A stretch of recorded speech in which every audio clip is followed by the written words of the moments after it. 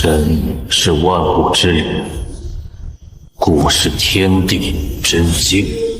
我亿萬魂穿到了修仙界一名古修身上，继承了原主能看到万物进度条的能力。在原主看来，这个能力就是个累赘，可我却坚信没有废物的能力，只有废物的古诗。于是我当即拿出了纸筆，在紙上写出了古方2个大字，接着又隨意写下了一只蛊虫的名字。很快，紙上便出現了 1.5% 的进度條。果然不出我所料，古方也算是一種事物，自然也能看到进度條。這樣我只需要排列剩下的材料就行了。若是進度不變，就說明猜錯了；如果進度上漲，則意味着猜對了。所以當進度達到 100%， 就意味着我成功得到了一張古方。這也意味着我完全可以通過這個能力自創出修仙界還未出現的新古種，沒有試錯成本，研究古方只靠紙筆。想到這，我頓時激動不已，推開門向着藥園走去。這座藥園屬於龍家的一名古修，我是負責打雜的一童。我舀出一勺催熟液澆在靈藥上，成長度立刻由 18.2% 變成 18.3%， 繼續澆第2勺，進度上漲 0.1%。果然如此，澆2勺漲 0.2%， 第3勺無效。這就是規律。我滿臉激動，按照龍老吩咐，靈藥每周需澆灌3勺，但現在看來，這只是模糊的經驗定量，不可避免存在浪費。而有了進度條，我能把用量精確到極致，不僅能暗中攤沒一部分催熟液，還能讓靈藥在極限培養下遠超預期產量。龍老常年閉關，只看結果不問過程，只要我按時澆足規定的靈藥，多出來的產量就能節流下來。想到這，我嘴角上揚，煉製第一隻蠱蟲的錢，這不就有着落了？時間一晃過去1年，我終於攢夠了第一筆錢。閒暇之餘，我正翻閱着一份名為長生經的功法，這是古修家族故意泄密給凡人的養生法，只為讓凡人多活幾年，好多替他們幹活重要。長生經共10層，每修1層增壽10年。我雖然修行資質極差，修為卡在巨靈初期，古修境界為巨靈、吸髓、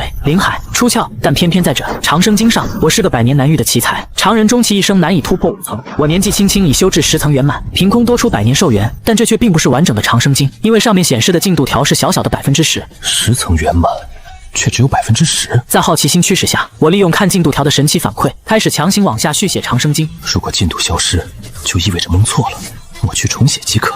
就這樣硬生生耗了1年，竟真被我推演蒙到了第20層。從11層往後，每層竟能暴增50年壽元。但我看了一眼面板，肝卻隱隱作痛，耗時整整1年才推演 10%， 當前總進度才推進到 20%。越往後推演勢必越複雜，若要推到 100%， 怕是得千年萬載。我果斷塞起功法，反正在這以武為尊的世界，目前壽元足夠揮霍了。當務之急是煉製屬於我的第一隻蠱。考慮到前期資源匱乏，奢求逆天靈蟲無異於做夢。於是我靠着進度條排錯，生生砸出了一張造價極低自創古方。廉價並不代表弱小，這個世界的人根本不知道蟑螂的恐怖。它不吃不喝數月不死，內臟破損甚至斷肢都能重生，簡直就是小強本強。古修體系中本就有魅蠱的設定，讓蠱蟲寄生在體內，以氣血靈力餵養，便能反哺宿主其特質力量。本身就擁有靈力增幅的靈蟲，一旦被煉成蠱，屬性必定成倍拔高。我的課題很純粹，借蠱附體，打造不死之身。說幹就幹，我果斷把藥園裡進度 100% 成熟的靈藥全部拔出，直奔極西方室。方室外圍嚴禁殺人奪寶，加上我物資尋常，倒算安全。方室裡熙熙攘攘，散修攤位上靈丹妙藥琳琅滿目。我輕車熟路進了一家商會，用節流的高產靈藥換了10個煉蠱用的蠱鐘，湊齊了廉價輔料，一通採買下來，兜裡只剩下可憐的10塊靈石。重新返回散修地攤區時，這進度條的變態之處徹底展現。因為假貨一律沒有進度，而那些進度逼近 100% 的玄鐵渣，分明即將蛻變為價值100倍的玄鐵金煞。如果不是囊中羞澀，我必賺個盆滿缽滿。更可怕的是活物靈蟲頭頂的進度條，小數點後的位數越多，代表成熟期愈發漫長，血脈也越發逆天。只要掌握這個規律，遍地都是撿漏的機會。我在各大攤位轉悠半天，最終駐足在一名老者的攤前，死死盯住一隻破爛的蜂巢，裡面趴着2隻奄奄一息的小蜜蜂。見有顧客駐足，老者仰起頭笑道：“這是中品靈蟲荊棘蜂的蜂巢。中品靈蟲的恐怖之處不用我說你也知道。為了得到這個蜂巢的蜂蜜，老朽可是拼了老命才得手。其中蜂蜜我另有用處，但蜂巢裡還有不少蜂蛹和荊棘蜂。看你年輕，我便宜賣你，收100塊靈石怎麼樣？”聞言我不動聲色，內心卻狂喜不已。這老頭看走眼了。下品靈蟲的進度條精確到小數點後2位，代表100載成熟；中品是後3位，代表1000年成熟。而這2隻垂死幼蜂頭頂的數字，足精確到了小數點後4位，這分明是成熟期上萬年的上品靈蟲。更何況龍老的藥園遍地奇花異草，正是養蜂的天然溫床，產出的靈藥蜂蜜假以時日也必定暴利。打定主意後，我深吸了一口氣，佯裝出一副不耐煩的模樣：“你是不是看我年紀小，好忽悠？別以為我看不出來，這些蜂蛹和蜂蟲全死了，只剩下2隻半死不活的。”語落，我裝出一副要離開的模樣，一口價10塊靈石，你不賣我立刻就走。老者聞言不滿道：“大爺，我見過砍價對半砍的，你這砍價我還是頭一次見。道友，這荊棘蜂真是兇得很，可是耗費了我大半身價才得手，哪怕是只賣100塊靈石，我也是虧了。”聞言我心中險些笑出聲，那可是極品靈蟲，能不兇嗎？但我臉上依舊板得死死的。笑話，你損失慘重和我有什麼關係？別怪我沒提醒你，這2隻蜂蟲的情況很不妙，拖越久砸在手裡的可能性就越大。現在出手至少還能有10塊塊靈石，若長時間無人問津，讓這兩隻瘋蟲死了，那你真就一塊靈石都賣不出去了。我的話算是戳中了老者的死穴，他表情猶豫不定，糾結了良久後，最後咬咬牙肉痛道：拿去拿去，算你讲价厲害。我痛快掏出仅有的10塊靈石扔在摊位上，抄起蜂巢塞進玉蟲袋，快馬加鞭趕回藥園。將蜂巢掛在樹上那一刻，滿園的一品靈藥花香猛地灌入，奇蹟發生了。原本垂死的2隻幼蜂瞬間恢復精神，生龍活虎的一頭扎進花海，哪裡還有半點殘喘的模樣？穩了，安頓好一切，我將材料悉數取出，望着桌上擺開的10個骨中，我心跳驟然加速。煉蠱法則極其殘酷，集其靈方所需的靈蟲悶入罐中，惡疾護世，最終活下來變異的便是蠱。為防微乎其微的成功率導致失敗，大多數蠱修都會準備多份材料進行所謂的盲練，我也備了10份。然而下一秒，我發現自己的謹慎純粹是多餘的。這金手指在煉蠱上更恐怖。當材料封中時，桌上僅其中1個骨中亮起了若有若無的數值1，另外9個密不透風的骨中毫無動靜。我頭皮一裂，瞬間悟透玄機，一旦有進度顯現，必能達成100，完美成蠱。沒有進度顯示的骨中，注定煉制失敗，滿盤皆空。現在有了外掛，如果沒進度，我直接開蓋回收材料就是了，然後換個天時地利的時辰再試一次，直到試出進度條為止。這就等同於我擁有着煉蠱100的成功率，完全零損耗。我越想呼吸越急促，雙拳死死握緊，不用賭運氣了。有了這逆天之物，我甚至敢直接去硬開修仙界那些成功率不足1/1000的傳說級絕命蠱方。這外掛簡直逆天到頭皮發麻了。749天一晃而過，10個蠱中在同一天有了動靜。果然，只要有進度就100成蠱。進度條跳到100的那一刻，10隻通體赤紅的小強先後從蠱中裡爬了出來，10個蠱中全成了，沒有浪費一丁點材料。這在別的蠱修眼裡根本是想都不敢想的神蹟。我趕緊把它們分開裝好，免得同類互斥。給這全新的蠱種起名叫小強蠱。我扎破手指滴了一滴血上去，完成血氣的瞬間就摸清了它的全部能力。果然和我預想的一模一樣，同階常規打擊根本殺不死，自帶斷肢重生。最絕的是這玩意什麼都吃，紙、木頭、皮革全部挑，完全不用為飼料發愁。雖說按品階劃分，它只是下品蠱，可這實戰能力比大半中品蠱都實用。唯一的問題是同種蠱一個人只能養1隻，我多練了9隻，得找個路子賣掉換錢。時隔1個多月，我再次踏入集西方市，這次不是來當買家的，是來當攤主的。我蒙着臉找了個空位鋪好蠱，把9個裝着小強蠱的蟲罐挨個擺好，定價300下品靈石1隻。旁邊擺攤的李老道瞥了一眼，開口勸我：下品蠱蟲本就不吃香，你還練的是冷門的蟑螂，根本沒競爭力。我笑了笑，語氣篤定：無妨，酒香不怕巷子深。他只當我是年輕吹牛。可話音剛落，我的第一個顧客就湊了過來，這哥們叫李二牛，正要跟死對頭單挑，對方摸透了他所有底牌，正缺一隻沒人了解的新蠱出奇制勝。他拿起蠱罐看了半天，又瞅了瞅攤位上的說明，抬頭問我：你這小強蠱真能讓人同階不死？我連忙擺手，話可不能亂說，我寫得很清楚，僅能扛住同階常規打擊，心臟被攪碎了照樣沒救，但他能帶斷肢重生，還不挑食，什麼都吃，養着完全不費錢。李二牛眼睛瞬間亮了，蠱蟲大多金貴得很，有的專吃灵石靈藥，能把人吃垮，不挑食這一點簡直是天大的加分項。他當場扔給我3塊中品靈石，1塊頂100塊下品，拿着蠱罐轉身就走，開張大吉。我轉頭就衝李老道打去：老人家，鄰居一場，299靈石，給你也來1隻，出門在外多到保險不虧。李老道吹鬍子瞪眼，罵我蒙到他頭上了，可架不住我激將，當場抓起一個蠱罐，打開就滴血氣。下一秒，他的表情直接僵住，臉色變了又變，滿是不敢置信。怎麼可能？區區蟑螂居然能有這種可怕的能力？他這才反應過來，我這小強蠱看着是下品，可打鬥時能直接跟人以傷換傷，戰鬥力憑空翻1倍，比中品蠱都香。他痛快付了灵石，也生出了結交的心思，笑着讓我也看看他的攤位，照顧他的生意。我轉頭一瞧，當場頭皮發麻，渾身汗毛都豎起來了。他攤位上擺的全是用來陰人的內蠱，不占血氣名額，專門往敵人體內種。石頭蠱、米粒蠱、猶大蠱，一種比一種陰毒，死法一個比一個慘。下蠱的手段更是五花八門，防不勝防。我瞬間渾身發冷，回村的路上全是碎石，誰要是往路上丟幾個跟實力一模一樣的石頭蠱，我根本分辨不出來，死都不知道怎麼死的，更別說還有更小的蠱蟲。離遠了我連進度條都看不到，就算有金手指也防不住這種陰招。重活一世，我最怕的就是死，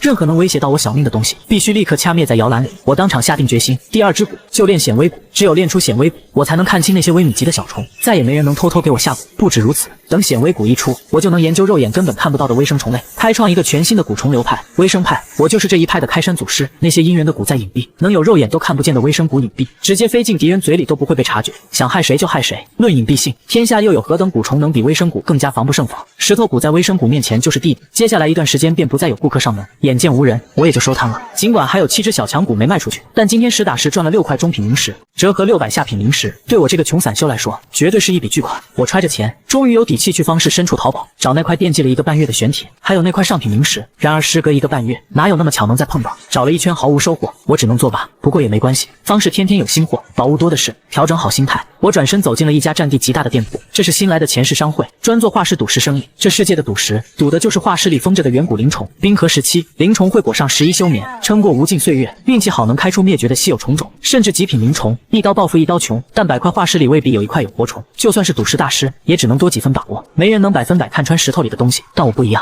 在我眼裡，沒進度的石頭全是廢料，有進度的才藏着活蟲。小數點後位數越多，蟲種越逆天，這滿店的好料，在我眼裡跟白送沒區別。我蒙着面，嘴角勾着笑，大步走了进去。店裡分了好幾個區，好料區價格高，廢料區人最多。院子中間還立着個4米高的石王，圍了一圈人嘖嘖稱奇。我下意識開了金手指，石王上瞬間跳出進度82，68732。好家伙，小数點後5位，這裡面藏着的絕對是成熟7萬年以上的極品靈蟲。有了它，我立刻就能自創極品古方，練出人生第一只極品古蟲。我心臟狂跳，可往下一看標價，瞬間牙疼，1000萬下品靈石，這跟搶錢沒區別。我現在全身上下就600靈石，連零頭都夠不上。我看向旁邊背着手的胖子掌櫃錢多多，開口問道：“掌櫃的，你這定價不合理吧？就算这石王真能開出極品靈蟲，煉蠱還有失敗率，1000萬也太離譜了。”錢多多圓臉上堆起笑，看向我，外行了不是？誰告訴你石頭裡最高只能開出極品靈蟲？自然誕生的古蟲也是有的。這塊石王甚至有機會開出排行榜上的逆天古種，1000萬定價已經很低了。他話鋒一轉，神秘兮兮道：“看你也出不起這錢，我告訴你個好消息，有個活動能免費拿走石王，就看你有沒有本事了。”願聞其詳。我眼睛一亮，瞬間來了精神。錢多多先反問：“古蟲能力可以深度開發，這事你知道吧？”我搖了搖頭，我一個沒師承的散修，哪懂這些？他也不意外，耐心解釋：“沒有廢物的古蟲，只有廢物的古修。古蟲智商低，只會基礎能力，但人能靠智慧給他開發出更多招式。我家小姐得了只上品元素系光光骨，能力是操控光線，可這玩意智商太低，只會個照明術。”他一指旁邊的投標箱，只要你把開發能力的想法寫在紙上投進去，誰的方案能讓我家小姐滿意，這塊石王就歸誰。我立刻警惕起來，不對吧？滿不滿意全憑你們一句話，最終解釋全歸你們，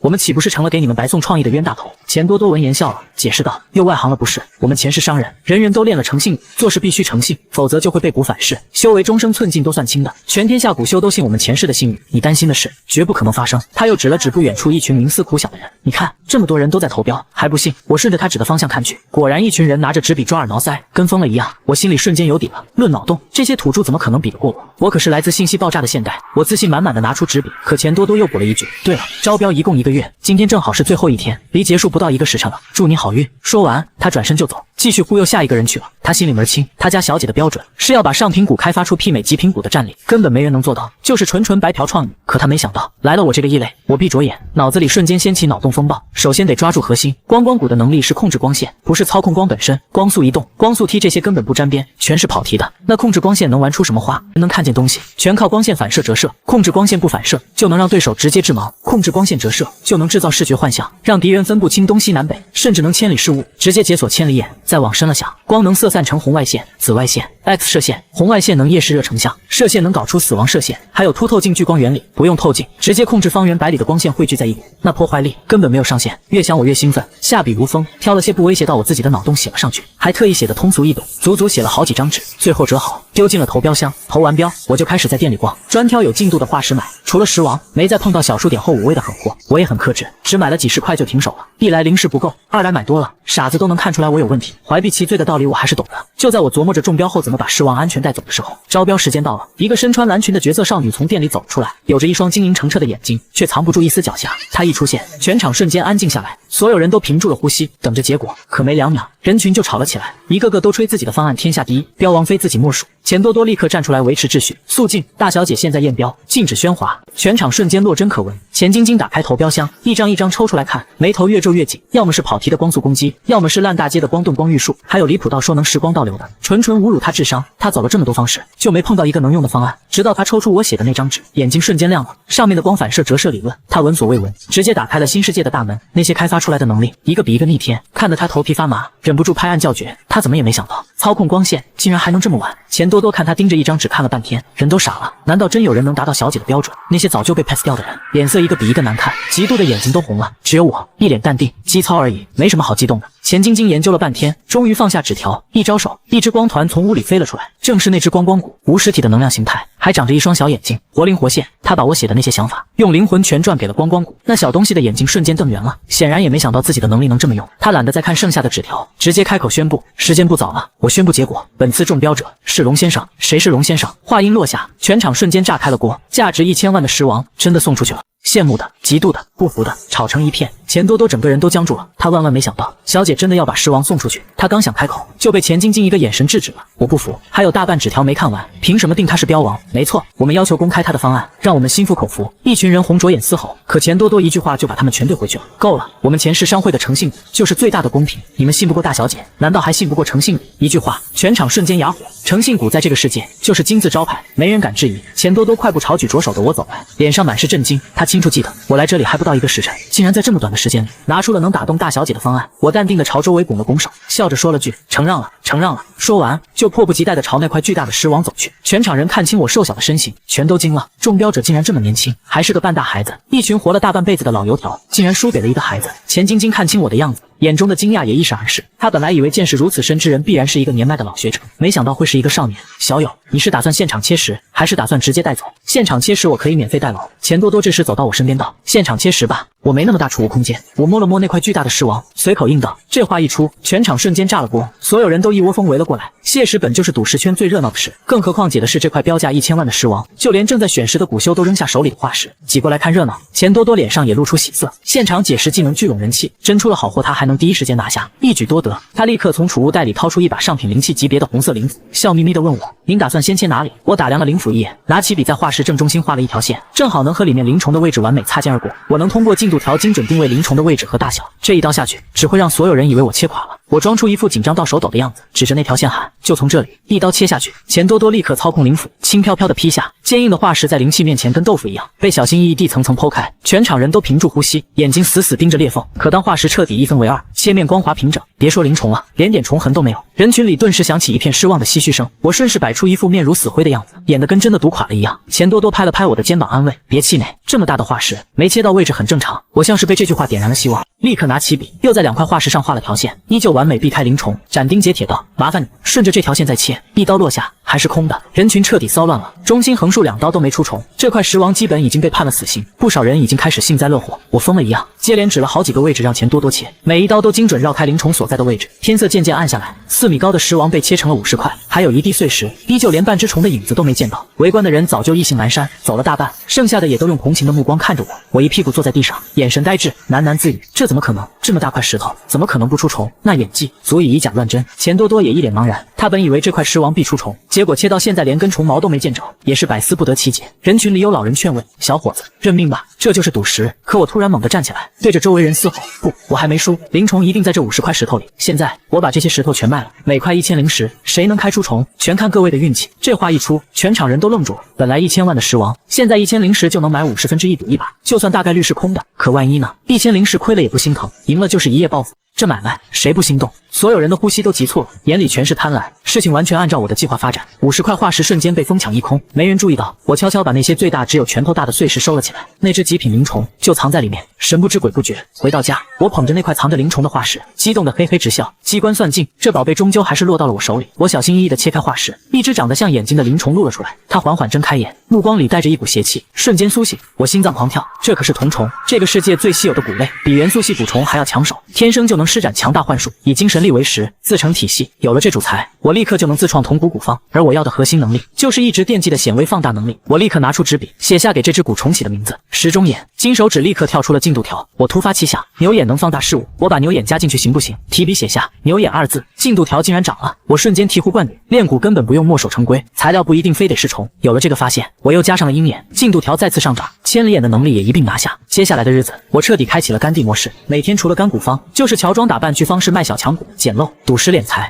說起來，小强骨早就火遍了方式。當初買了股的李二牛，跟死對頭單挑時被洞穿了心臟，愣是靠着小強骨沒死，反手反殺了對手。這一戰過後，小强骨直接賣爆，成了方式最搶手的下品骨，給我帶來了源源不斷的收入。時間一晃就是2年，我的修為依舊卡在巨靈初期，紋絲不動，可長生經卻被我干到了第12層，壽元又暴漲100年。更重要的是，我硬生生干出了一份足3000多種材料的铜骨古方，光是炼骨成本就花了我数百万灵石，直接掏空了我2年的所有積蓄。我深吸一口氣，把所有材料逐一放进大鼎裡，反复調整了37次，鼎上終於跳出了0的進度條。鼎裡那只石中眼邪氣四溢，被他盯上的靈蟲全都像中了幻術一樣呆立不動，任由他吞噬。接下來就是漫長的等待，足足9981天，進度條終於跳到了100。我猛地掀開頂蓋，一隻邪氣凜然的銅骨正趴在頂中心，妖異的盯着我。我立刻滴血氣，他順着我的眉心鑽了進去，與我完成了共生。這一刻，我也知曉了他自帶的幻術元界，能完美複製現實世界的一切，造出毫無破綻的真實幻境。中術者身處幻境卻根本無法察覺，恐怖至極。我給他取名為天機之眼，立刻開始測試他的基礎能力。意念一動，眼前的世界瞬間被放大，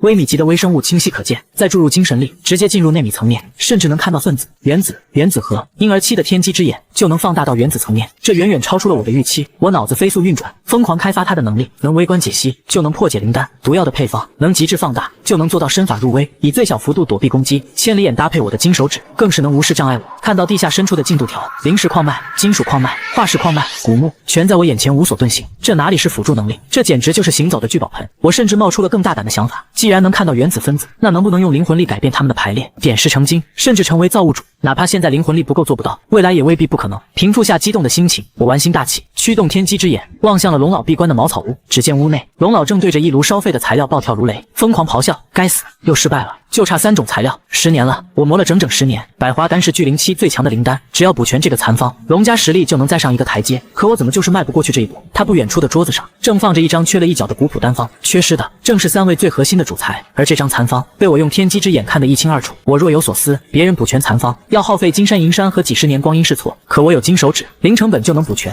更何況丹方名叫百花丹，已知的97種材料全是花類靈藥，剩下的3種必然也和花有關。在限定灵藥品階已經大大縮小範圍了。百花丹，難怪龍老的藥園裡會全種花，原來如此。我眼睛一亮，突然反應過來，我好像能當煉丹師了。靠着天機之眼的千里透視，龍老的煉丹過程被我看得一清二楚，不僅能偷學煉丹術，連丹方都能順手摸過來。在這個世界，煉丹師比古修還要稀有尊貴，手握灵丹就能掌控古修的破境、療傷、蛊蟲蛻變，人脈通天，沒人敢輕易得罪。更重要的是，有了靈丹，我那慢得像蝸牛的修煉速度就能直接起飛。資質不夠，資源來湊。龍老耗10年都補不全的百花丹方，我有金手指在手，補全它不過是時間問題。等百花丹沒用了，我再自創千花丹、萬花丹，修煉之路直接鋪得明明白白。打定主意，我全神貫注盯着龍老煉丹，把每一個細節都刻進腦子裡。一天下來，龍老累得虛脫昏睡過去，我也收穫頗豐，不僅摸透了百花丹的煉制手法，還順帶着把龍老藏着的紫魔焰靈火配方給摸了下來。這可是龍家的不傳之秘，煉丹師的命根子就是火焰，強大的靈火直接決定煉丹的成功率和丹藥品質。但我不敢直接用，免得被龍老發現招來殺身之禍，索性照着紫魔焰的模板，打算自創一種更強的靈火。我異想天開，想搞出一種能釋放寒氣的寒冰神焰，反正自創對我來說零成本，無非是費點時間。萬一成了呢？我在紙上寫下寒冰神焰4個大字，又添上了大量消石，筆剛落下，紙上就跳出了灵妖的进度。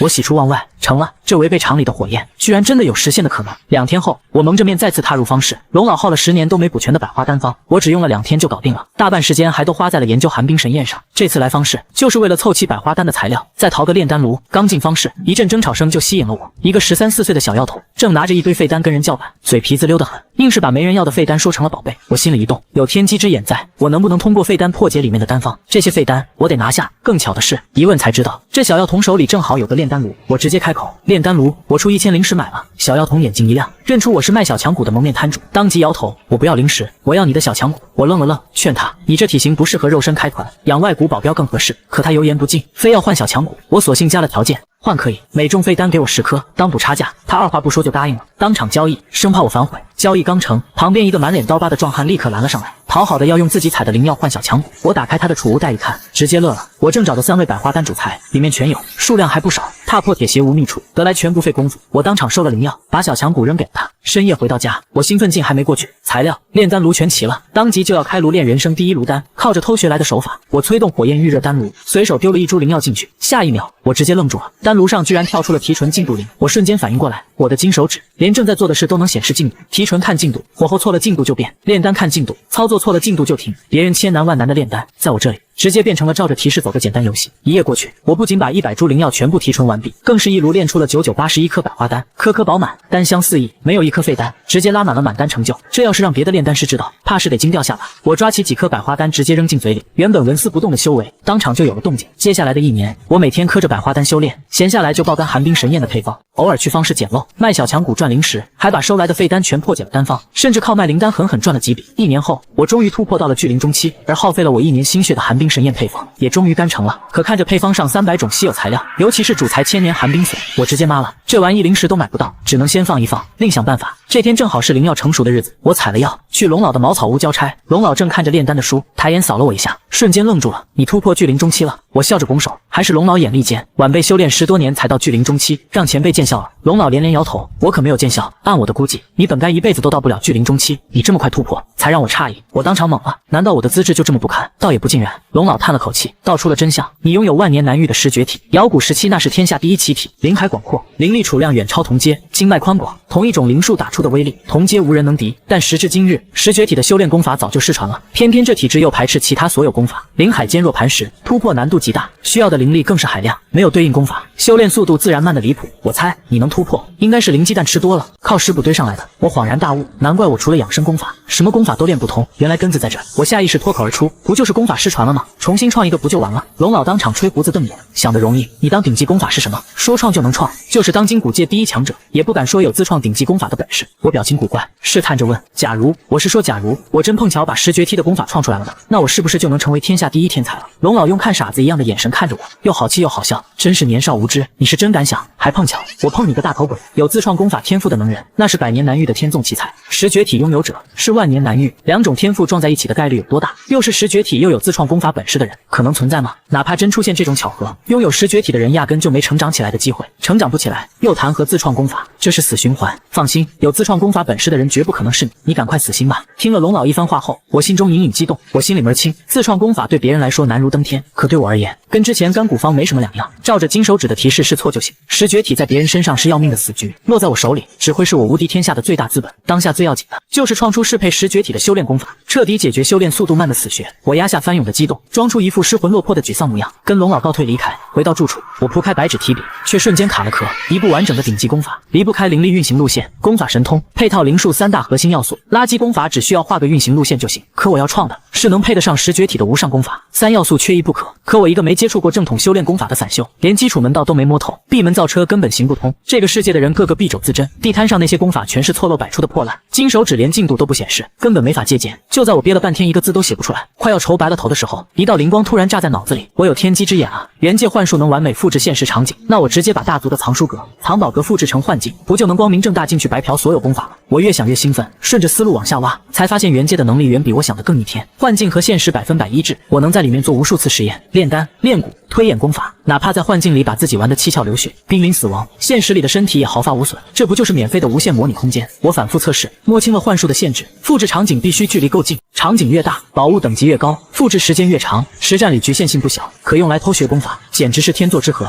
目標我當場就定好了，老熟人前世商會，他們家的藏寶閣就在方氏核心，裡面功法寶物不計其數，正好方便我下手。我馬不停蹄趕到方氏，在藏寶閣對面的客棧租了間2樓的屋子，關好門窗，躺到床上，直接發動了幻術。眉心的天機之眼泛起妖異的紅光，片刻之後，對面的藏寶閣就被完美複刻進了幻境裡。接下來的1年，我一有空就扎進幻境裡，把前世藏寶閣裡的所有功法學了個精光，連他們的鎮族功法都沒放過，別人窮盡一生都未必能啃完的典籍，我靠着幻境和金手指，1年就摸得透透的，有了100家功法打底。我正式開始自創適配十絕體的十絕經。這個世界的功法都講究純粹單屬性，覺得屬性越單一，修煉速度越快，我偏要反其道而行之，搞5行大循環。十絕體靈海堅若磐石，突破難度極大，我正好用5行循環產生的強大衝擊力去衝開這塊磐石，從根上解決這個弊端。更何況我這具身體正好5行俱全，簡直是天生適配這套功法。靠着金手指的錯誤提示，再加上幻境裡無數次拿自己做實驗，哪怕每次都把自己搞得經脈俱斷，我也毫不在意。終於，我成功研究出5種雙屬性融合的變異靈力：火木相融的炎靈力，火土相融的龜靈力，土金相融的偏靈力，金水相融的水靈力，水木相融的灵灵力。我連功法的进階路線都規劃好了，第1層雙屬性融合，第2層3屬性融合，第3層4屬性融合。也只有十絕體這堅不可摧的靈海，能扛住這5種狂暴的變異靈力。換個人來練，當場就得被撐爆靈海而亡。靈力運行路線和屬性都搞定了，可功法的核心神通，我卻徹底卡了殼。藏寶閣裡那些功法的神通，我一個都看不上，要麼太弱，要麼跟十絕體完全不契合，自己想出來的腦洞又不知道該怎麼用功法實現。我索性跳過神通，先搞配套靈術，靈術必須跟功法100%契合，還要能同時調動5種屬性。我腦子裡瞬間就有個主意，把5行靈力壓縮旋轉，做成高密度靈力球，靠引爆產生恐怖傷害。就這一個簡單的思路，我只用了1個月就創出了配套灵術5行域，還分了4式：相生循環后劲十足，相附循環攻擊力拉滿，相克循環爆發力逆天，還有单一屬性的极域式。我在幻境裡試過，僅僅是巨靈中期的境界，雙屬性灵力打出的相克循環就能把堅固的藏寶閣轟得千瘡百孔。等日後我掌握了更高階的融合靈力，這招的威力根本不敢想象。靈術成了，可神通的事還是沒着落。我正坐在椅子上愁眉苦臉，客栈的门突然被敲響了。龙小友在吗？是李老道的声音。当初摆摊的老邻居，也正是因为他那些防不胜防的因，我才铁了心練出了天机之眼。说起来还得謝謝他。我无奈開門把他迎進來，沒好氣道：我都躲到客棧來了，你都能找到，消息夠靈通的。你可別這麼說，現在整個方士都傳開了，說你這個蒙面大俠天天往這跑，是看上前世大小姐了。李老道一臉揶揄，不然你有家不回，天天住客棧燒零食，圖啥？我臉一黑，胡說八道，哪個龜孫子造的謠？解釋就是掩飾。我索性打住話頭，直接問：無事不登三寶殿，有話直說，我忙着呢。李老道立刻收了玩笑的神色，嚴肅道：附近有座大型古墓現世，好多散修都過去了，連幾個大族都摻了一腳。我勢單力薄，想要你組隊，相互有個照應。我想都沒想就拒絕了。我現在就距臨中期的境界，沒靠譜的外骨防身，作戰手段有限，苟着發育才是王道。古墓裡寶物再好，也得有命花。不了，有大族摻和的局，我們散修去了就是炮灰。我還想多活2年，你自己去吧。李老道還不死心，勸道：我們不跟大族爭寶，就跟在他們後面撿漏，危險全由他們頂着，絕對安全。我依舊態度堅決，說不去就不去，你別勸了。李老道見我鐵了心，只能搖搖頭，無奈的走了。日子一晃過了1個月，外面下着小雨，我正準備關窗戶，一道身影突然破窗而入，嚇了我一跳。是李老道，他渾身是血，衣服破得稀爛，一落地就咳出一大灘血，眼看就剩半條命了。該死，真是棋錯一招。李老道喘着粗氣，咬牙切齒地罵：那幫狗雜碎，居然逼着我們散修去探路，古墓裡邪門得很，散修死了一大片，跟我組隊的人全沒了。我一點都不意外，這本就是意料之中的事。我隨口問道：結果呢？鎮墓之寶被人拿走了沒有？李老道搖了搖頭，大族也死傷慘重，沒人能拿到最核心的寶貝。我沒撿到什麼好東西，就只帶出了這本殘缺的功法。他掏出一本沾血的破冊子，在我面前晃了晃，封皮上4個大字，赫然是日月心經。我眼睛一亮，一把奪過來就翻。李老道愣了一下，隨即開口：我的功法可不是白看的，你得給我1瓶解毒丹，古墓裡的七毒，你的小強骨可扛不住。我頭都沒抬，隨手扔給他1瓶解毒丹。現在我滿腦子都是這本功法，根本沒心思注意別的細節。這本日月心經果然不凡，大成者能修出陽、月、星3種頂級變異靈力，最逆天的是他的神通化外分身，能修成3具分身，白天陽分身戰力翻倍，黑夜月星分身戰力翻倍。最離譜的是分身能自行修煉，還能把修煉成果知識感悟全部返還給本體，算上本體，修煉速度直接是常人的4倍。我呼吸瞬間急促起來，心臟狂跳不止。這不就是我找破頭都沒找到的神通嗎？石絕體最大的弊端就是修煉速度慢，有了這個化外分身，這個硬傷直接被徹底解決了。跟我要創的石絕經簡直是天作之合，我對這個神通實在是太滿意了，不得不感慨，讓分身幫助本體修煉，實在太有創意了，簡直是神人般的想法。這個創作者的腦袋到底是怎麼長的？我翻到功法封皮，在右下角找到了作者名，瑤光女帝柱，居然是位女帝，想來定是名垂青史的大人物。只可惜我一個小散修，對他的事跡一無所知。不過這不重要，重要的是我已經決定，石絕經的神通就借鑑這個化外分身的思路，日月心經能凝日月星3大分身，那我的石絕經完全可以凝天、靈、水、炎、龜5大分身，比原版還多2個，修煉速度直接再翻2倍，清除魚籃而勝魚籃根本不是難事。到時候5大分身各修1種變異靈力，修煉成果全返還給我，我本體只管搞研究，躺着就能變強。這日子想想都美。只可惜日月心經殘缺的厲害，唯獨神通部分還算完整，剛好夠我用。接下來我又一頭扎進了乾功法的日子裡，凝聚分身的原理我壓根看不懂，沒關係，天下文章一大抄，我照着改，再靠金手指試錯就行。進度消失就是錯的，進度上漲就是對的。就這麼幹了無數個日夜，整整1年，石絕經的神通篇終於成了，功法第1層也徹底大功告成。功法總進度125，意味着這部功法足足有8層，上限高的離譜，我相當滿意。出關之後，看着屋裡閉目修煉的5個和我一模一樣的分身，我嘴角都快咧到耳根了。這5個分身分別對應5種變異靈力，只要不跟我長時間分隔，絕無反叛的可能。5倍的修煉速度，我坐着不動都能升級，這簡直就是開掛。哪怕石絕體修煉門檻極高，有這5個分身打底，我的修煉速度也終於追上了這個世界的平均水平。功法的事搞定了，接下來就該補全我最大的短板——戰鬥力。現在我除了5行玉和元界幻術，根本沒別的傷敵手段。元界還有極大的場景限制，真遇上突發遭遇戰，我大概率只能被動挨打。距靈期這個階段，外骨的戰鬥力遠勝內骨，想快速提戰力，練一支強大的外骨是最好的選擇。可練骨要花錢，之前的搖錢樹小強骨市場早就飽和了，我的經濟來源直接斷了，連寒冰神焰的材料都湊不齊，更別說練新骨了。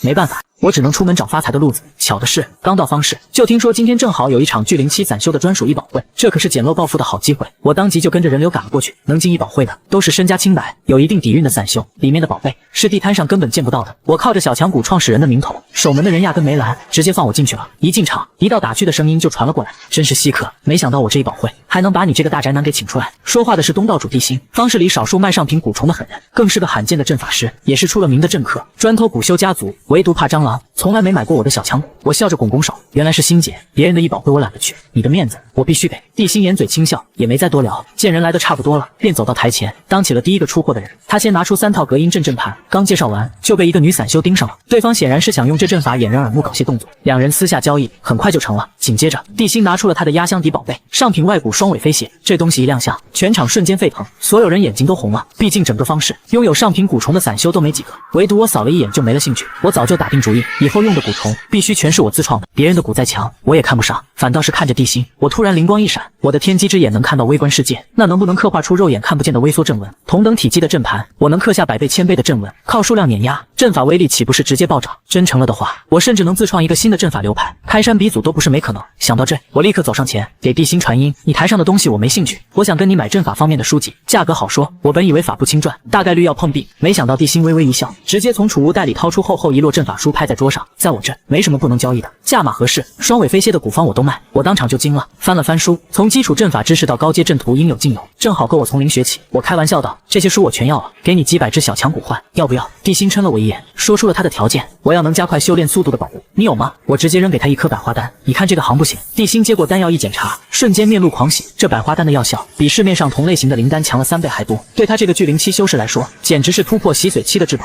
他立刻道：“這丹藥我要了，200顆，換我這全套陣法傳承。”我心裡都樂開花了，別說200顆，2000顆我都拿得出來，這波簡直是血賺。我當即點頭，成交。20瓶百花丹往桌上一擺，帝星檢查無誤後，我立刻把陣法書全收了起來。剛要走，帝星突然叫住我：“忘了跟你說，這些書全是我偷來的，上面的獨門陣圖很容易被認出來，你自己偷偷用，別惹上大麻煩。”我這才明白他為什麼賣得這麼痛快，合着是贓物。我也反手回了一句：“巧了，我的靈丹也是偷來的，你也別在外人面前用，免得惹事。”對完這一句，我才轉身回了座位，留下帝星在原地瞪我。一寶會一場场進行下去，一批批寶物拿出來，全是等價交易。我等了半天，一個撿漏的機會都沒等到。就在我等得快沒耐心的時候，一個熟面孔走上了台，正是當年賣給我煉丹爐的小妖童。這小子近些年風頭正盛，不到18就衝到了巨靈後期，在整個方室都赫赫有名。上次他賣廢丹，這次果然也沒讓人失望，直接掏出了一張缺了一角的殘破藏寶圖。台下瞬間噓聲一片，所有人都嘲諷他拿張廢紙來騙傻子。畢竟藏寶圖缺了最關鍵的部分，根本找不到藏寶地點，跟廢紙沒兩樣。小妖童卻不以為意，嘴硬說萬一有人能修復，能占卜出位置呢？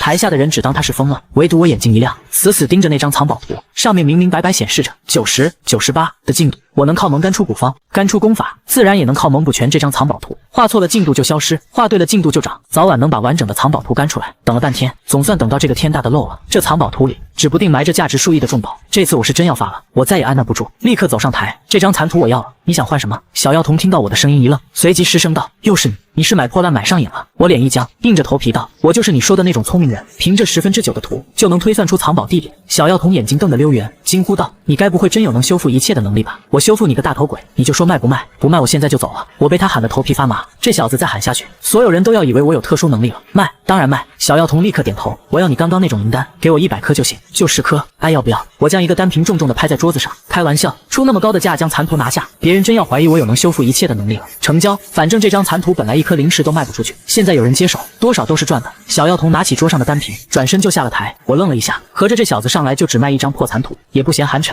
既然離台子最近，我也不墨跡，直接接力上台，把殘的寶貝一樣樣擺了出來。這些年薅羊毛傳的上品靈蟲，用不上的通用靈丹，撿漏來的各類寶物，瞬間擺滿了整張桌子，和剛才寒酸的小妖童形成了鮮明對比。我直接爆出了需求，我只要1000年寒冰髓、寒石、火石。話剛落音，帝星就快步走了過來，生怕被人搶了先。1000年寒冰髓我沒有，但剩下的材料我有2成，想換你全部的中上品靈蟲。我意外地看了他一眼，沒想到寒冰神焰的材料，他一個人就湊齊了2成，果然是個家底豐厚的小富婆，價值大致相當。我也懶得細算，當場就點頭成交。我的東西格外搶手，沒一會兒就交易得乾乾淨淨。寒冰神焰的材料湊了1小半，剩下的除了1000年寒冰髓，都能用灵石在前世商會买全。可惜我現在正缺灵石，只能寄希望於剛到手的藏寶圖能給我個大驚喜。我下台之後，李老道就接了班，跟我打了聲招呼，就把他那些用來陰人的內蠱擺上了桌。台下不少人看得臉色發白，眼神裡全是忌惮，可上前交易的人也不少，其中就包括之前買走隔音陣的那個女散修。她把李老道的石頭骨全收了，我在一旁看得幸災樂禍，心裡默默給即將被他盯上的倒霉鬼默哀，卻萬萬沒想到那個倒霉鬼竟然就是我自己。一寶會很快結束，我混在人群裡往外走，心裡還在盤算着藏寶圖裡的寶貝，絲毫沒察覺3個人已經悄悄掉在了我身後，為首的正是那個女散修。他們早就盯上了我，覺得我年紀小，境界只有巨靈中期，是全場最好拿捏的肥羊，連隔音陣和石頭全都是為我準備的。我對此一無所知，見天色還早，索性在方室逛了一圈，又去酒樓吃了頓好的，逛夜市玩到深夜，才哼着小曲往大石村走。可把埋伏在路邊的3人為了大半夜蚊子，差點以為我不回來了。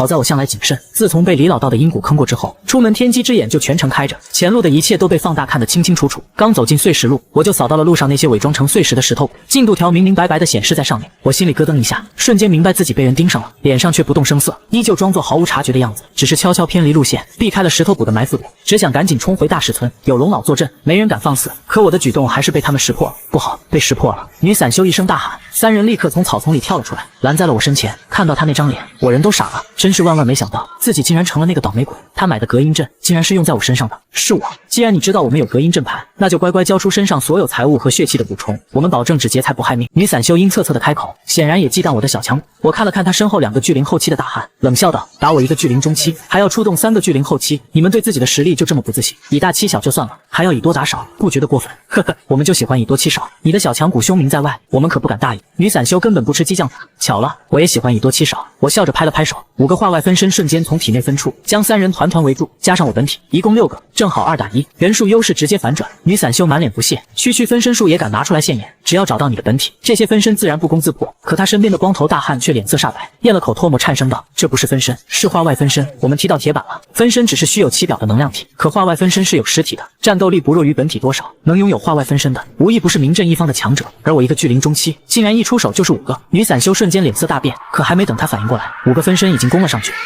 炎分身掌心凝聚出紅色能量球，一掌拍向女散修。光頭大漢立刻衝上去擋在前面，祭出雷掌应接。一聲震耳欲聾的轟鸣過後，他整個人被震得倒飛出去，一口鮮血噴了出來，滿臉都是難以置信的驚駭。我拿出了這次醫寶會最大的收穫，那張藏寶殘圖。按照計劃，我把殘圖鋪在白紙上，在殘缺的位置下畫，進度條瞬間消失。我卻不禁反省，這證明我的方法是可行的。我本就是甘地，壽元又足夠漫長，根本不怕浪費時間。接下來的半個月，我耗費了無數張白紙，終於把這張殘圖徹底補全，也成功鎖定了藏寶的位置。我欣喜若狂，立刻收拾行李準備出發尋寶。藥園那邊不用擔心，我直接留下0分身照看，自己則帶着剩下4個分身一路向北而去。半個月後，我終於抵達了藏寶圖標記的山脈，這裡荒無人煙，死寂一片。越是這種地方，越容易藏着無主之寶。我拿出地圖確認了位置，立刻開啟天機之眼，對整片山脈進行地毯式搜索。只要地下有寶貝，甭管埋多深，進度條都瞞不過我的眼睛。沒過多久，我就在一處被亂石掩埋的隱蔽山洞口停了下來。我命令4個分身搬開亂石，清出能容1人進出的縫隙，先派炎分身進去探路，確認沒有危險後，才帶着剩下的分身走進山洞，自己走在隊伍最中間，把安全拉滿。山洞很深，我們舉着火把小心翼翼往裡走，沒走多遠，就看到了3具早已化作白骨的前輩，地上還擺着9個鼓鼓囊囊的儲物袋。我讓偏分身上前檢查，打開儲物袋的瞬間，我眼睛都亮了。裡面除了一本日記和些雜物，剩下的全是大大小小的化石。我開啟天機之眼掃過，9成都是沒進度的廢料，可剩下1成裡有不少小數點後4位的上品靈蟲化石，足夠我小發一筆了。再結合地上的白骨和那本日記，我瞬間理清了來龍去脈。很久以前，4個散修意外發現了這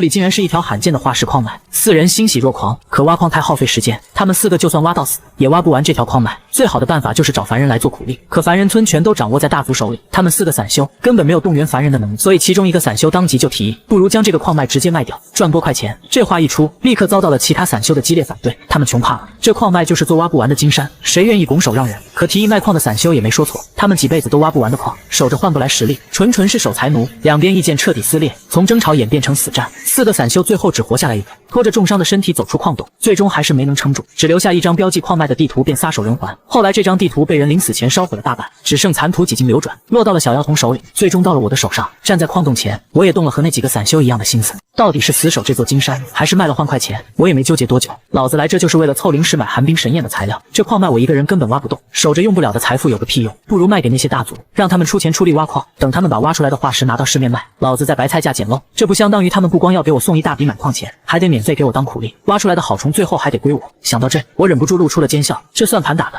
我自己都服。打定主意，我沒急着走，和那幾個瞎挖的散修不一樣，我的天機之眼能精準定位必出靈蟲的化石。既然要賣礦，淺層能挖的好東西，我自然要先搜刮乾淨。這礦洞跟個巨大的迷宮似的，岔路無數，深處不僅容易迷路，還有怪蟲和各種未知危險。我本沒打算深入，可眼角餘光突然掃到深處一塊化石，進度赫然是38，17903，小數點後5位，這絕對是萬年以上成熟期的極品靈蟲，10萬只上品靈蟲都未必能出一只極品，市面底價1000萬灵石，完全有價無市。我苟在方氏這麼多年，也就只見過一只，練成極品骨後，對上品骨完全是降維打擊。現在這寶貝就在眼前，我當場就坐不住了，抄起鐵镐就衝了過去，帶着4個分身連挖2天，才終於把這塊化石完整挖了出來。抱着這塊化石，我徹底沒了挖礦的心思，礦是挖不完的，有這寶貝在手，我回去就能自創極品古方。確缺什麼材料直接買就行，犯不着在這耗時間。出了礦洞，我立刻讓分身把洞口堵得嚴嚴實實，半分痕跡都沒留下，隨即踏上歸途。半個月後，我風塵仆僕趕回極西方市，夜長夢多，礦脈必須立刻出手。我生性謹慎，為了保萬全，做了层層準備。面具喬裝捂得嚴嚴實實，偽裝成背後有大佬撐腰的煉丹師，全程讓分身出面交易，真出了事，死的也只是分身，本體隨時能撤。做好一切，我進了前世拍賣行，有誠信股約束的前世商會，是我唯一信得過的地方，絕不會搞店大欺客的勾当。剛進門，我就被管事錢多多盯上了。這胖子行商多年，一雙眼睛毒得很，看我捂得只剩一雙眼睛，立刻就斷定我身上有硬貨，滿臉堆笑的迎了上来。这位先生，我是這裡的管事，你是有好東西要放在我前世拍賣行拍賣嗎？我點點頭，遞過一個單瓶，語氣帶着刻意的狂傲，這是聚靈丹，你看可夠資格拍賣？我根本不是來賣丹藥的，只是要借聚靈丹亮明我煉丹師的身份，給自己加一層護身符。這聚靈丹能提升洗髓期1成突破率，在這個靈力稀薄的時代，就是能讓修士瘋搶的硬通貨，煉制難度極高，2品煉丹師的成丹率都不到1/30，根本沒法量產，市面上一顆都難求。錢多多打開丹瓶，倒出一顆金色丹丸，聞着丹香，當場就露了陶醉的神色。等他數清瓶裡整整10顆聚靈丹，臉色瞬間凝重起來。我直接補了一句，聲音不大，卻足夠讓他心頭巨震。不多，就4瓶，每瓶10顆，40顆聚靈丹。錢多多當場就懵了，瞬間腦補出我背後站着一位3品甚至4品煉丹師，語氣立刻恭敬起來，試探着躬身道：“原來是4品煉丹師的高徒，失敬失敬。”我也不反駁，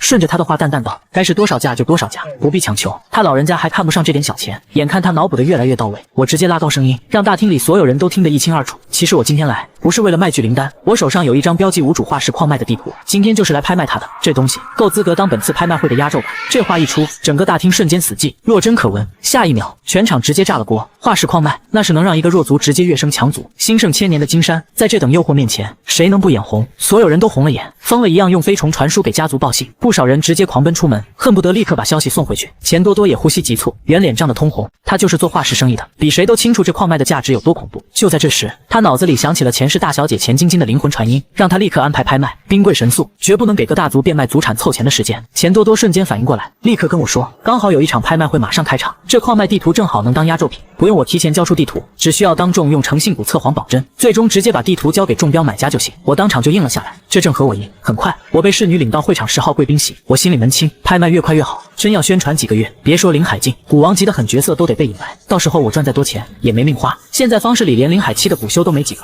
我的安全絕對有保障。沒等多久，鐘聲響起，拍賣會直接開場。前世大小姐錢晶晶親自走上拍賣台，連冗長的開場白都省了，直奔主題。她掀開玉盤上的紅布，朗聲道：“這是神秘煉丹師煉制的聚靈丹，1瓶10顆，起拍價10萬靈石，現在開始競拍。”全場瞬間瘋了，台下全是聚靈期的補修，這聚靈丹對他們來說就是突破境界的唯一希望。剛開拍，就有人直接喊價30萬靈石，價格一路飆升，轉眼就衝到了100萬。就在錢晶晶準備落錘的瞬間，門外突然傳來一聲粗獷的大吼：“我龍家出110萬！”眾人循聲望去，極西7大族的家主竟然全到了，身上全是林海境強者的氣息，径直走到貴賓席最前排落座，正好就在我旁邊。我瞬間壓力山大，心裡暗叫慶幸，還好沒拖時間，再晚幾天非引來古王不可。隨着錘音落下，第1瓶聚靈丹被龍家主收入囊中。旁邊的鳳家主皮笑肉不笑的開口对他：“龍家主，我留着灵石拍压軸品，就不和你爭了。就是不知道你現在浪費110萬靈石，待會還有沒有資格爭化石礦脈？”龍家主斜睨他一眼，語氣滿是不屑：“我龍家家大業大，這點靈石算個屁，毛毛雨而已。”話音剛落，第2件拍賣品被端了上來，紅布一掀，又是滿滿1瓶聚靈丹，全場瞬間又是一驚，誰都沒想到竟然還有第2瓶。沒等錢晶晶喊起拍價，龍家主直接開口：“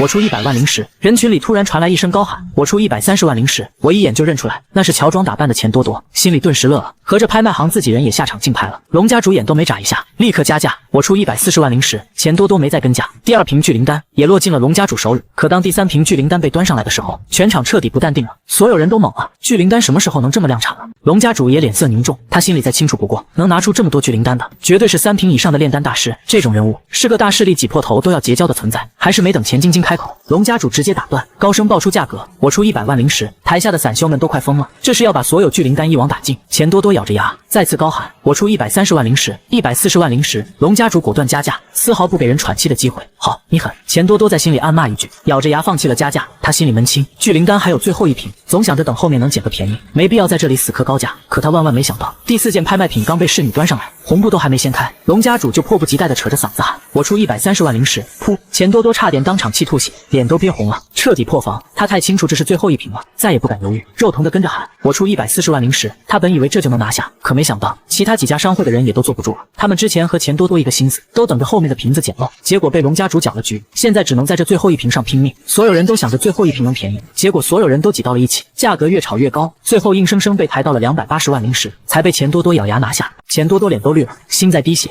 肠子都悔青了。前面第一瓶才110萬，他要是不貪便宜早點出手，哪用得着花這麼多冤枉錢？而我坐在貴賓席上，面具下的嘴都快咧到耳根了，爽，太爽了！這4瓶聚灵丹直接給我賺了600多萬灵石，但我心裡清楚，這不過是開胃小菜，待會要拍賣的化石礦脈，成交價只會更誇張，這些錢連零頭都算不上。等礦脈脫手，別說寒冰神焰的材料，就算是煉10只8只古蟲的錢，都綽綽有餘。聚靈丹拍賣結束後，後面的拍賣品全都是些無關痛癢的玩意兒。7大族的家主個個興趣缺缺，連眼皮都懶得抬一下，全都憋着勁等着壓軸大戲。沒過多久，本次拍賣會的重頭戲終於來了。前一秒還昏昏欲睡的看客們瞬間精神亢奮，交頭接耳。鳳家主眼裡冒着火，連剛才一直打哈欠的龙家主也瞬間坐直了身子，眼神銳利的像刀子。钱晶晶環視全场，笑着開口：“想必諸位都等不及了，我也就不囉嗦了。本次壓軸拍賣品，無主化石礦脈地址，起拍價1億靈石，現在開始競拍。”全場倒吸一口涼氣，1億靈石的起拍價直接把所有人都鎮住了。我更是心花怒放，雖然知道這個價格在這種小地方已經頂天了，換到大地方能賣幾十億，但對我來說，能穩穩拿到幾個億就已經血賺了。我可沒膽子去強者如雲的地方冒風險。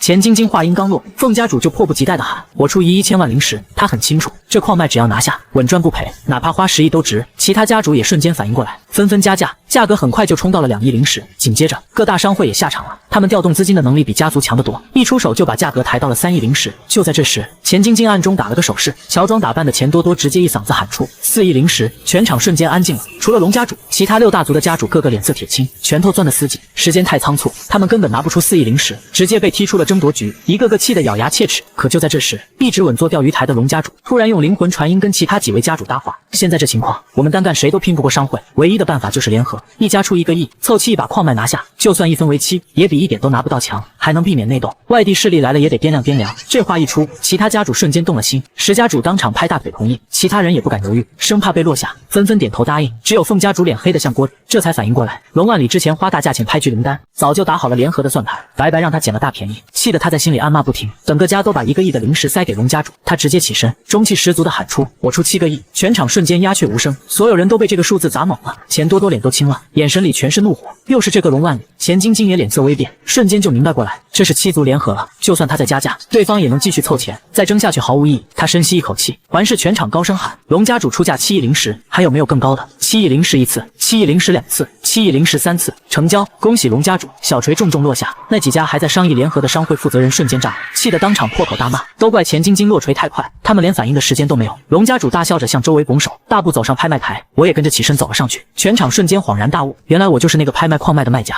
我拿出親手畫的地形圖，根本不怕有人認出來。錢晶晶拿出金色的誠信鼓，莊重地問我，在誠信鼓的見證下，這張地圖標記一處無主礦脈的事，是否為真？我看着這隻傳說中的誠信鼓，當即發誓，當然為真，如若有假，天誅地滅。誠信鼓滿意地點了點頭，沒有任何異動，直接坐實了地圖的真實性。龍家主笑着把裝着7億靈石的儲物袋遞過來，先生，這是7億靈石，你點點。我伸手接過，靈魂力一掃，差點被裡面堆成山的靈石閃瞎眼。可緊接着我就發現了個問題，我這小儲物袋根本裝不下這麼多靈石，可我又不能直說，不然之前裝大佬的戲碼就露餡了。我腦子一轉，不露聲色地說，就不必清點了。我信得過龍家主的人品，不過我的大型儲物袋裡裝的靈丹實在太多，怕是放不下這麼多靈石。這樣吧，你這個儲物袋送我，我回贈你1瓶聚靈丹，你看如何？說完，我直接把1瓶聚靈丹放在了桌子上。合適，當然合適。龍家主眼睛都亮了，趕緊接過单瓶，一個儲物袋才值幾個錢，換1瓶聚靈丹，血賺不虧。與此同時，錢晶晶也遞給我一個儲物袋，這是你賣聚靈丹的670萬靈石，扣除5的佣金，還剩636萬5千靈石。至於礦脈的7億靈石，本次我們拍賣行就不收佣金了，全當交個朋友。這個儲物袋也一併附贈。我笑得更開心了，接過儲物袋道：“上道，放心，以後再發現礦脈，我一定還來你們錢石商會拍賣。”錢晶晶臉上笑着，心裡怕是早就吐槽翻了，畢竟誰能把礦脈當大白菜？說發現就發現，靈石一到手，我1秒都不多待，轉身就走。會場裡的散修紛紛給我讓道。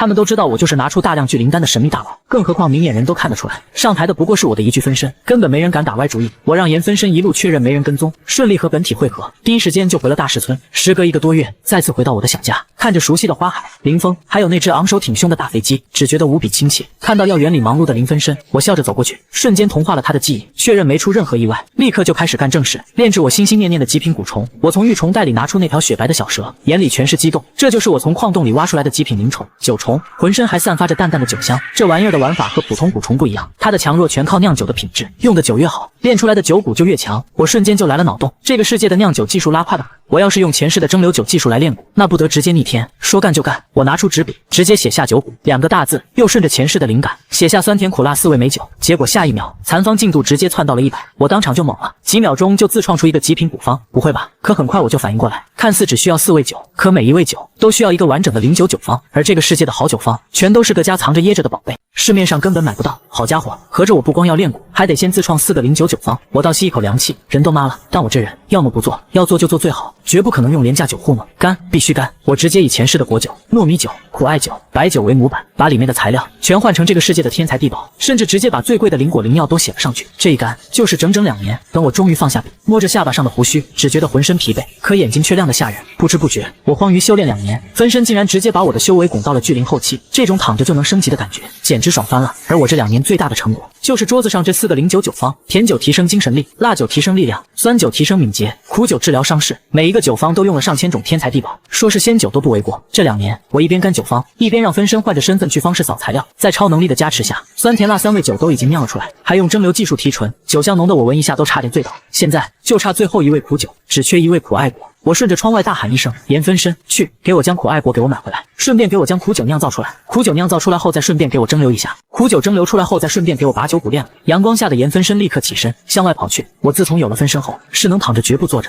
能坐着就絕不站着，什麼事都交給分身去做，比大爺還大爺。釀造苦酒還需要一段時間，只需耐心等待即可。我無聊之下便檢查了一下這些年來各大分身的修煉成果，我給分身排滿了修煉任務，全年無休，他們的成果也盡數反饋到了我身上。其餘修煉中規中矩，唯獨長生經进度喜人，分身已經替我幹到了第15層，直接讓我比同階多出350年壽元。看着這誇張的壽元，我瞬間來了腦洞：古界強者殺弱者奪寶是常事，萬一哪天碰到高我一個大境界的強敵，我總得有張保命底牌。既然壽元夠多，那不如開發一套以壽元換力量的禁術，和長生經簡直是絕配。說幹就幹，我立刻拿出紙筆，專攻能越階殺敵的攻擊型壽元禁術。就在我爆幹禁術的這段時間，嚴分身也不負所托，順利買回苦艾果，按酒方釀好了苦酒，還用我做的蒸餾工具完成了提純，直到濃郁的酒香飄進屋裡，我才停下筆，跑出去準備煉酒蠱。院子裡，我把酸甜苦辣4味蒸餾好的美酒依次倒進大酒缸裡，紅、黃、青、白4層酒液涇渭分明，清澈無雜質，酒香瞬間散開，連院裡的林峰和雞哥都探着腦袋往這邊看。酒液倒滿，我一把揪出玉蟲袋裡還在沉睡的小白，撲通一聲扔進了酒缸。小白猛地驚醒，先是在酒裡瘋狂撲騰，等嘗出這是極品美酒，當場興奮到極點，張着大嘴貪婪吸食，在4層酒液裡來回竄動，快活到根本不想出來。我滿意的蓋上缸蓋，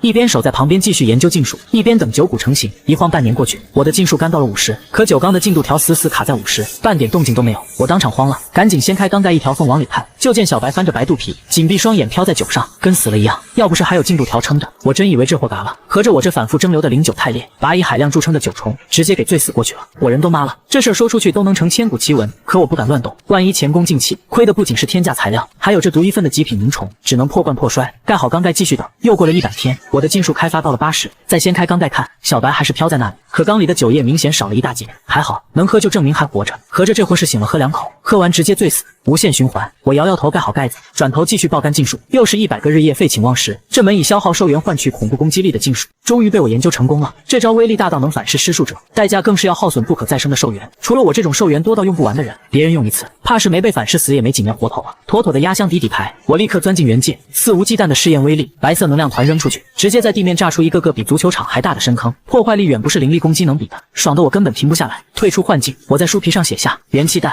3個大字，郑重藏好。這時我才猛地想起缸裡的小白，趕緊衝過去一把掀開了缸蓋，缸裡的酒液一滴不剩，小白的體型大了一圈，正拳在缸底呼呼大睡，而他頭上的进度條赫然变成了0.00000，成了，灵虫徹底轉變成蠱蟲了。我大喜過望，趁他熟睡，一滴血液滴在他頭上，瞬間完成了血氣。等接收到他的能力時，我直接被驚得說不出話。小白竟然帶了2種領域系能力，領域本就是極少數極品蠱蟲才有的專屬能力，史上從未有過哪只蠱虫能同時擁有2種領域。我這酒蠱直接開創了歷史先河，它的2個領域，一個是遲緩領域能讓範圍內的對手行動大幅變慢，一個是加速領域，能讓我和友軍的行動速度翻倍。兩種領域同時開啟，一增一減之下，對面根本沒得打，純純的降維打擊。哪怕現階段他還弱，只能影響速度，可未來的上限高到沒邊，絕對值得我傾盡資源培養。我愛不釋手的擼了半天，才把這個寶貝疙瘩收進玉蟲袋。九股煉成，我心情大好。刮了鬍子，終於走出了宅了許久的小屋，直奔極西方市。自從寒冰神焰的配方被我破解，這些年我身家暴漲，其餘材料早就湊齊了，唯獨缺最核心的千年寒冰水，連一點消息都沒摸到。這次來方市就是為了找它，可我逛遍了所有攤位，別說千年寒冰水，連個像樣的寶物都沒有，一點漏都沒撿到。正準備走人，一個渾身肌肉的大漢突然湊了過來，鼻子在我身前嗅了嗅，眼睛瞬間亮了。好久，我人傻了。出門前我明明洗了澡換了衣服，自己半點酒味都聞不到，他竟然能聞出來。大漢得意一笑，我有犬類動物，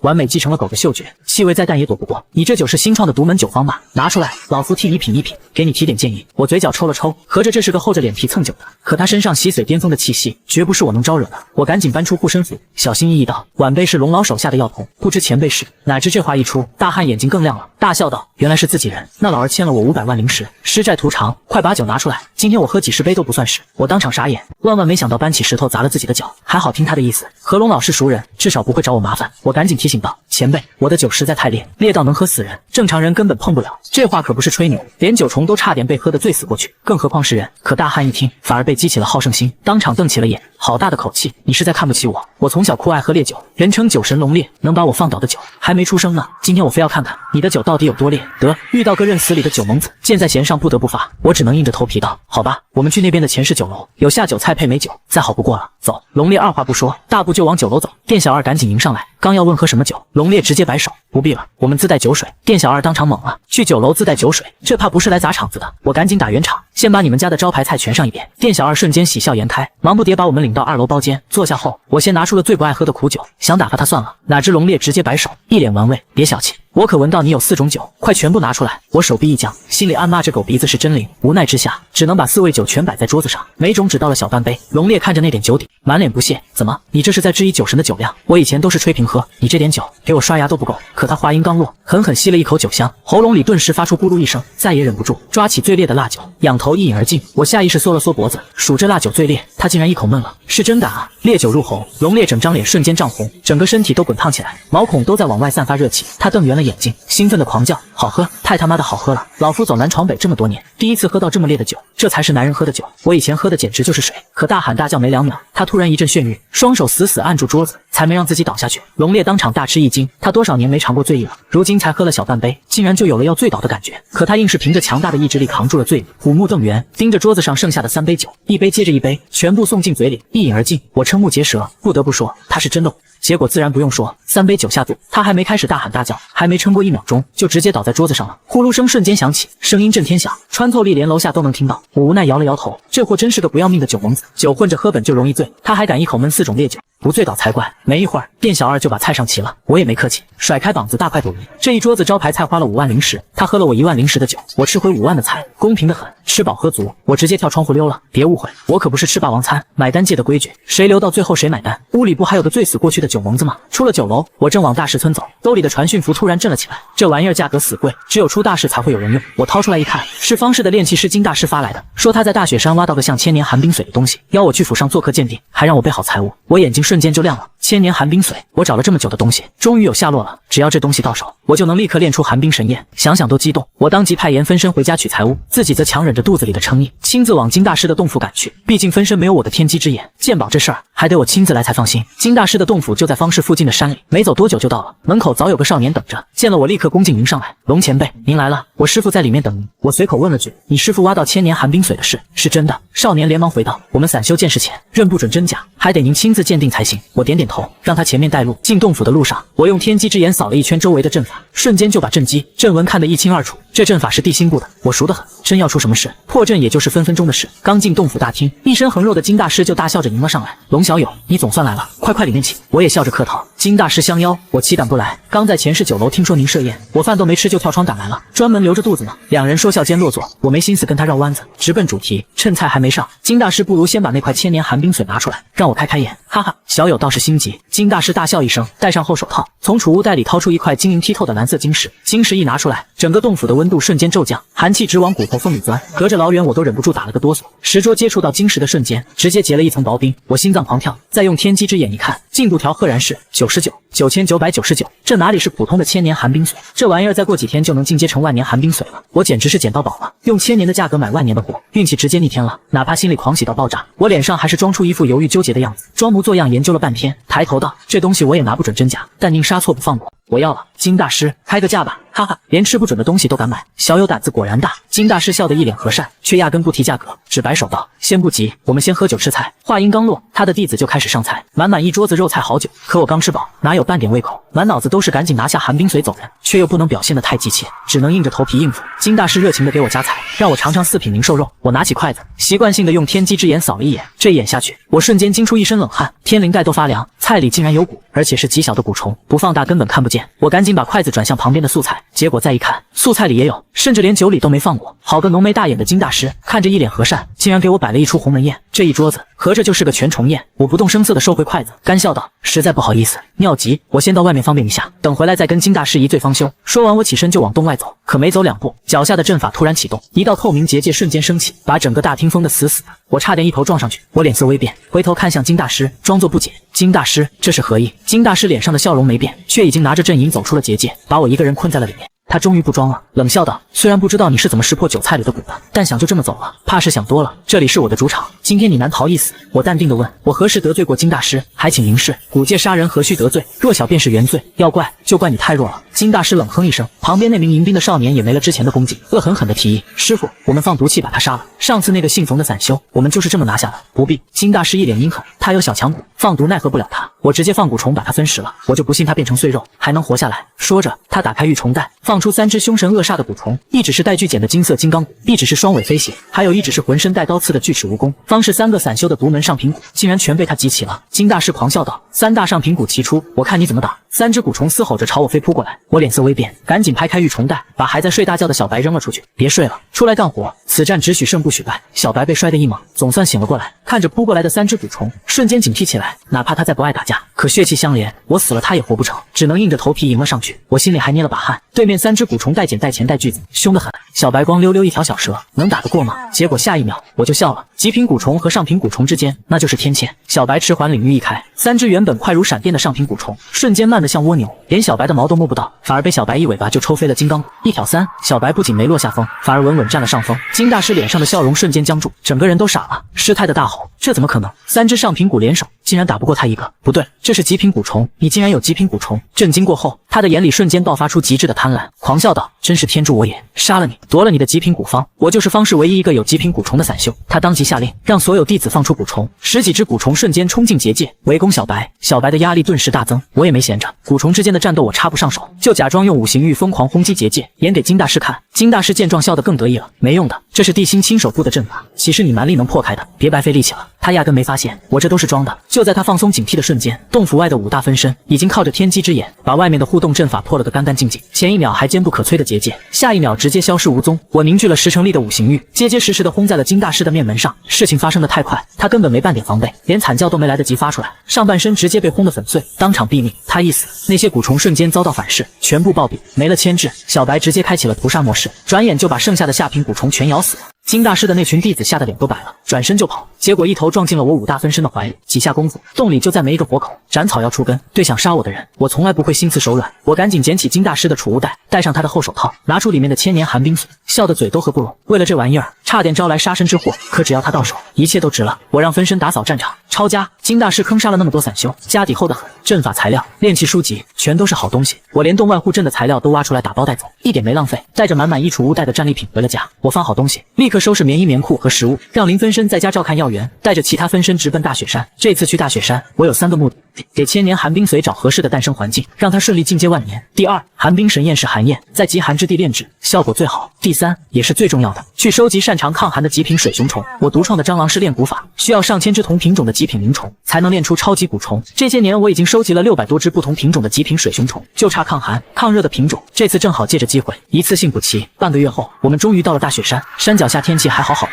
剛走到半山腰，瞬間就變了天，寒風呼嘯，大雪紛飛，寒氣刺骨。哪怕穿了好幾層棉衣棉褲，也跟沒穿一樣，凍得我直打哆嗦。我壓根就沒打算上山頂，這山直插雲霄，山頂的環境只會更殘酷，就算爬上去也得凍死。我就打算在半山腰的緩坡處轉轉，把該辦的事辦完，就立刻回家。就這種鬼地方內不穿衣服的水熊蟲到底是怎麼活下來？我實在難以想象。